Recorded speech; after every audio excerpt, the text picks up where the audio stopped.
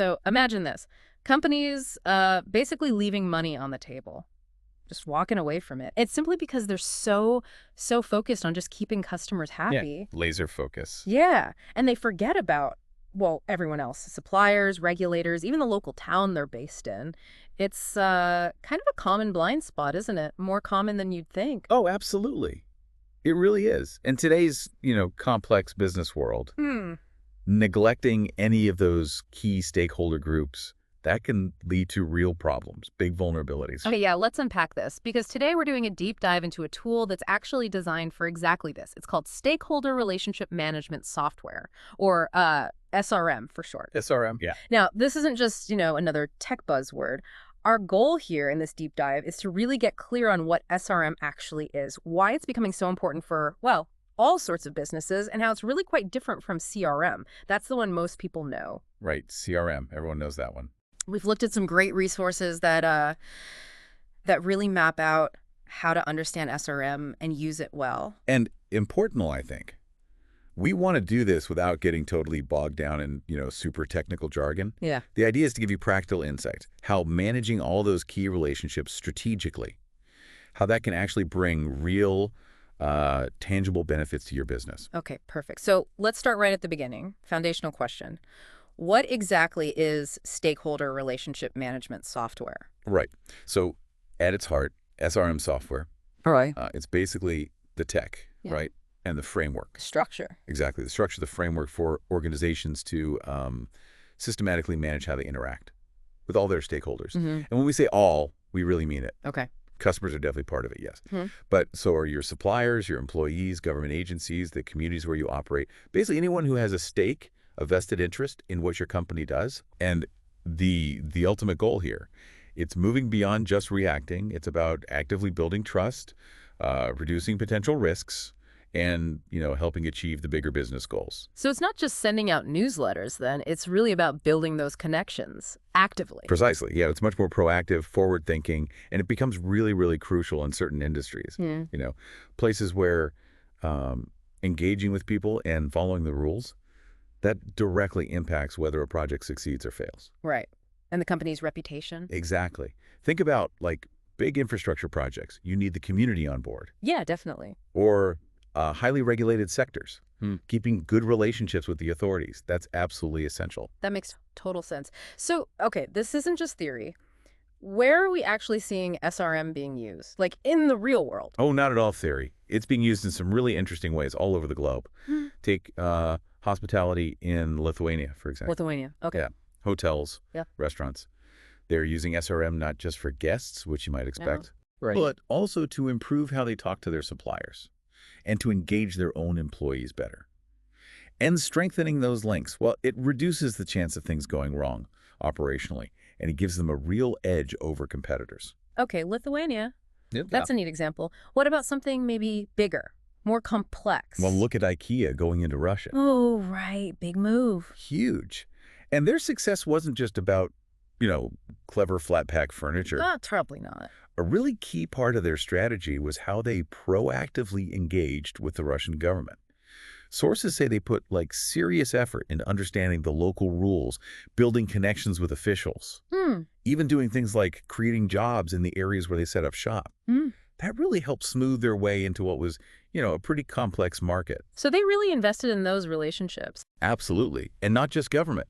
Also strong relationships with local suppliers, focusing on fair conditions for their workers. It was this whole package, this comprehensive SRM approach, really vital for navigating all the cultural and regulatory stuff. So adapting to the local situation, building those local ties, that seems like a huge part of it. Oh, essential. Absolutely essential. Especially when you look at emerging economies. Yeah. We've seen SRM work really well in, say, Indonesia's powder sector.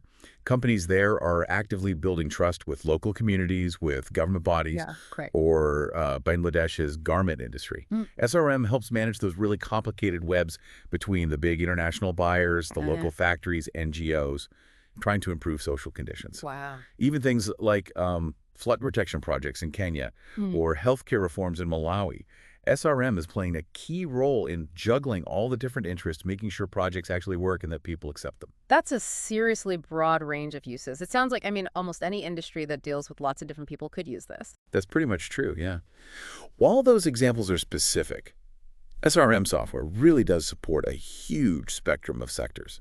We're talking, infrastructure, construction, the big players, energy, utilities, government, public sector, mining, natural resources, absolutely, healthcare, pharma, retail, hospitality, like we mentioned, tech, telecoms, nonprofits, international development groups, schools, universities. Even food and beverage. Yep, food and beverage, corporate sustainability teams, real estate developers, even startups dealing with their investors, public relations, advocacy groups, the list goes on. Okay, so the takeaway is, if you're juggling lots of different people, different groups, and their opinions, their actions really matter for your success, then SRM is probably something you should be looking at. Exactly. It's especially helpful if you've got tons of stakeholders, really complex projects, lots of regulations to deal with, or even if you just want to be more transparent about what you're doing. Okay. Now, we mentioned CRM earlier, customer relationship management.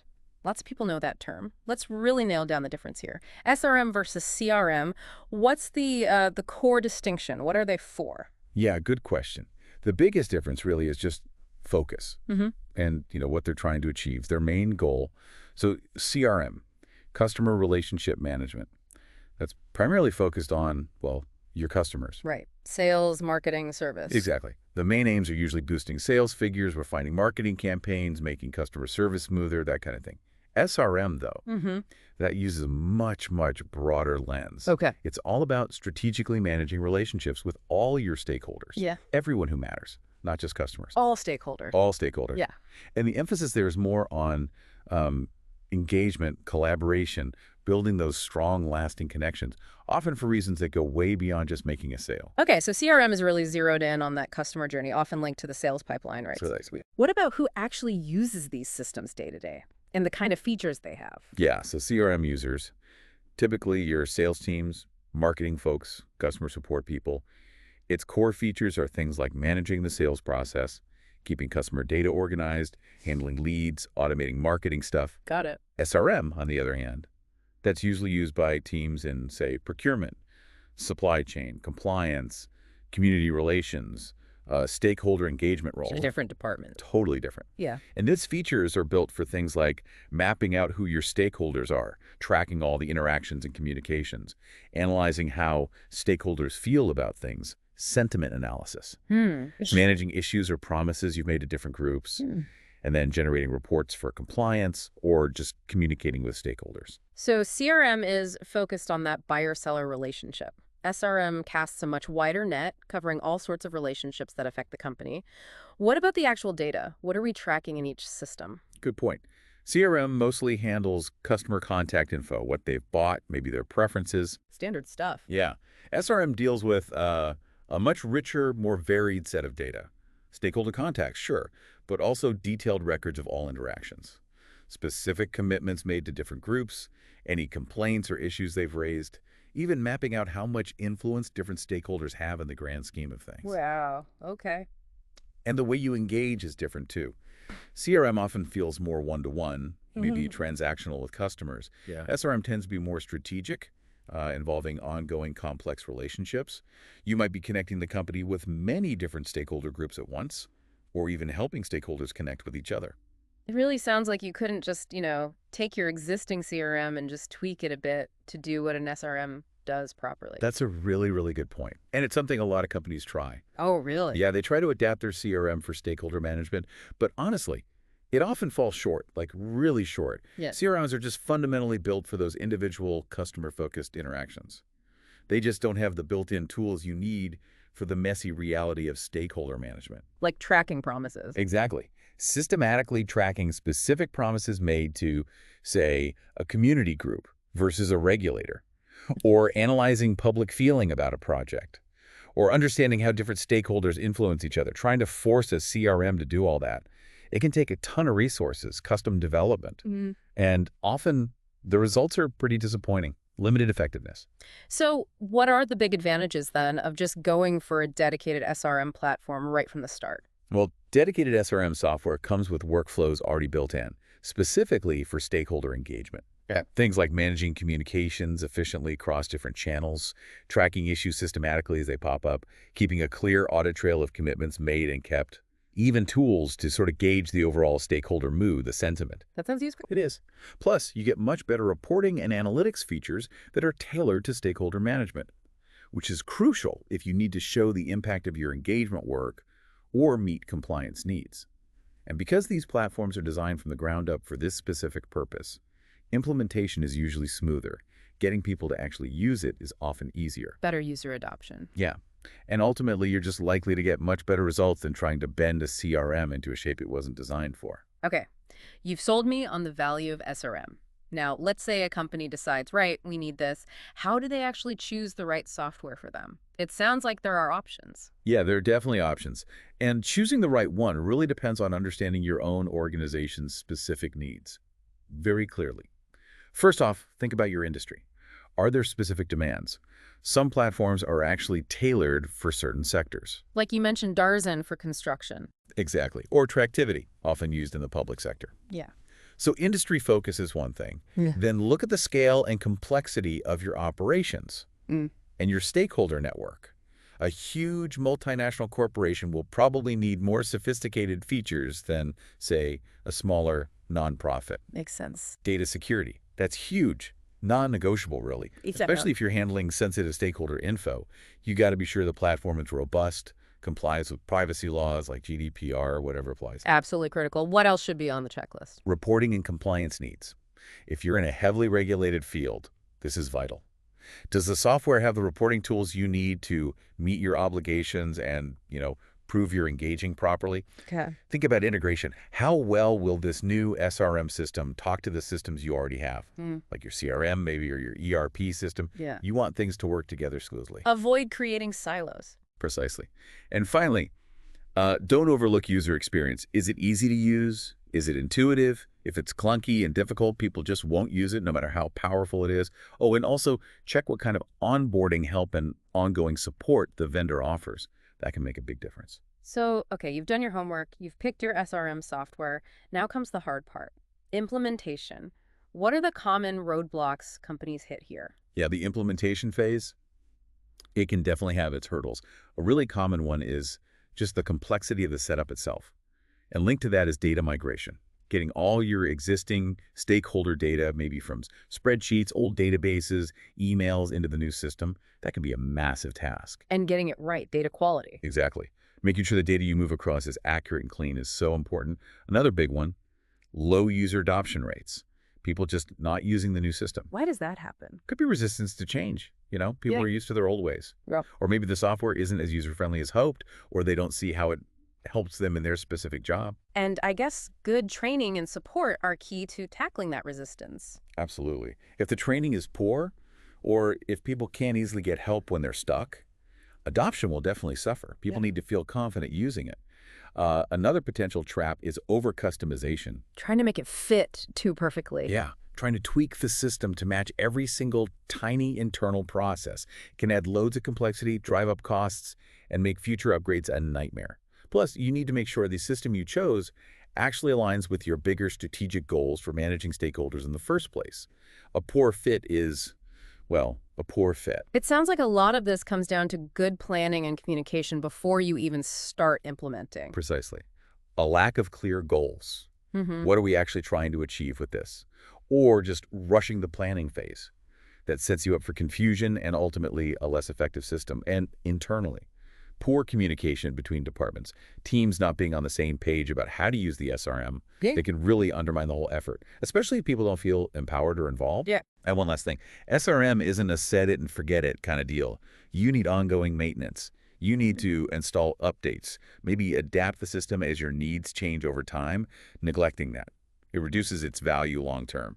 That's all really practical, valuable advice. Okay, let's shift focus slightly and go a bit deeper into the human side of things. How do cultural differences affect SRM, especially when you're dealing with diverse groups in different parts of the world? Well, cultural differences have a huge impact on SRM. Absolutely massive. Think about Basic things like communication styles. Yeah. Are people generally direct or more indirect? Do they rely a lot on unspoken context or spell everything out? That varies hugely culture to culture. High context versus low context. Exactly. And how you build trust.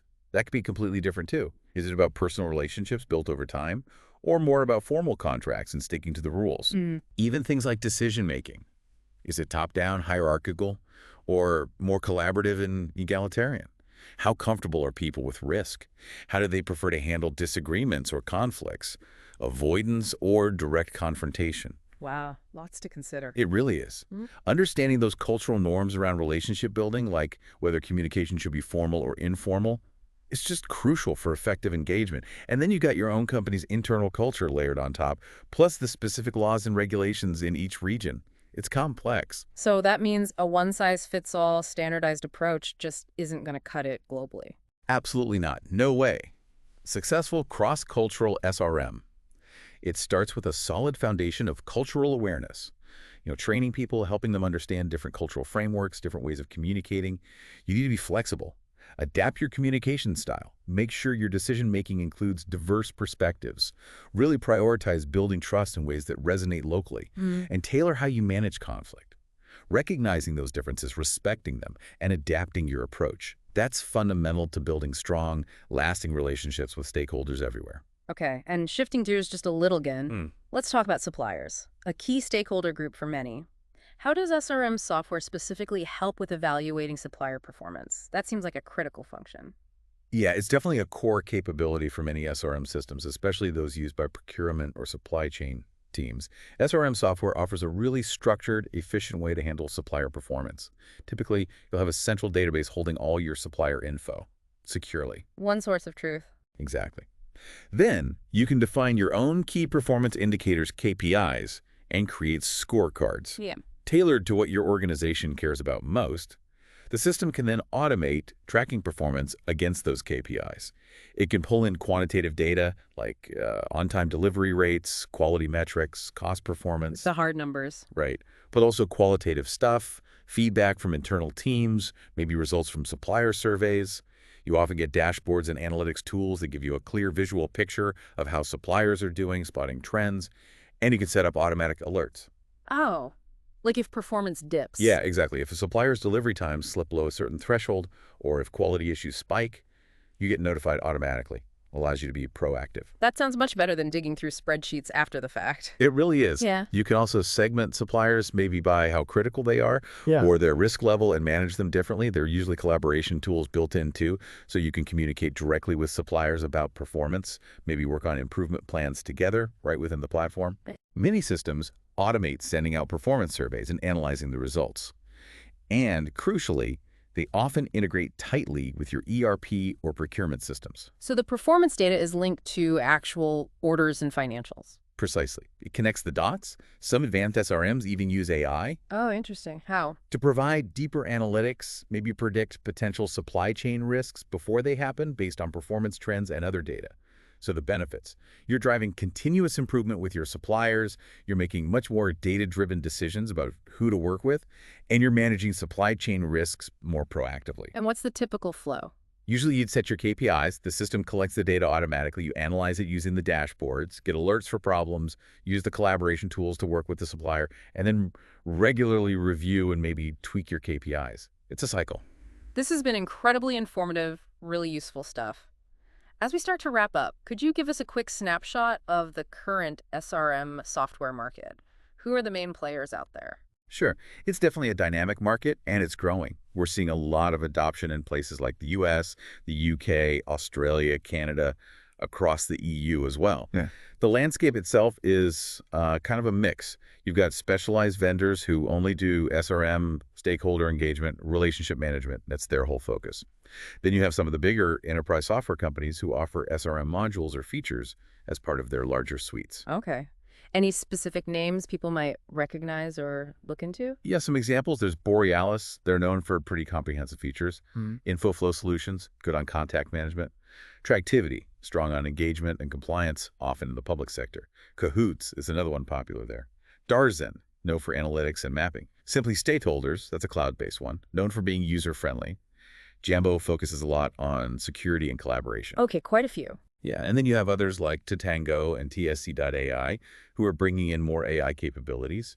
Platforms like Granicus, Quorum, FiscalNote, Mm. often used more for public affairs, government relations, and some are really niche, like Ticum MSL for pharma or Visible.vc for the startup and venture capital world, Stakeware, State Tracker, Net Benefit. There are quite a few options. So a really diverse range of choices then. Depends on your industry, your size, your specific needs. Exactly right. Okay, so let's try and bring this all together. If you had to boil it down, what are the absolute key things you'd want our listeners to take away about stakeholder relationship management software? Okay. Key takeaways. First, SRM is really essential for managing all the relationships that are critical to your business success. It forces you to look beyond just customers. Second, it's fundamentally different from CRM. Different purpose, different tools, different approach needed. Don't confuse them or think one can easily substitute for the other. Right. Third, implementing SRM successfully. It takes careful planning. You need clear goals, and you need to anticipate those potential challenges like user adoption and data migration. And finally, never underestimate the impact of culture. How you engage stakeholders effectively really depends on understanding and respecting those cultural nuances, especially globally. Excellent summary. And keeping all that in mind, here's a final thought for you, the listener, to chew on. How could taking a more strategic, more holistic view of managing all your stakeholder relationships, maybe using dedicated SRM tools, how could that unlock new levels of efficiency for your organization? How could it build deeper trust? And ultimately, how could it drive more sustainable, more resilient growth? It really prompts you to think beyond just the traditional customer focus and see the power and the interconnectedness of all those vital relationships. Thanks for taking this deep dive with us today.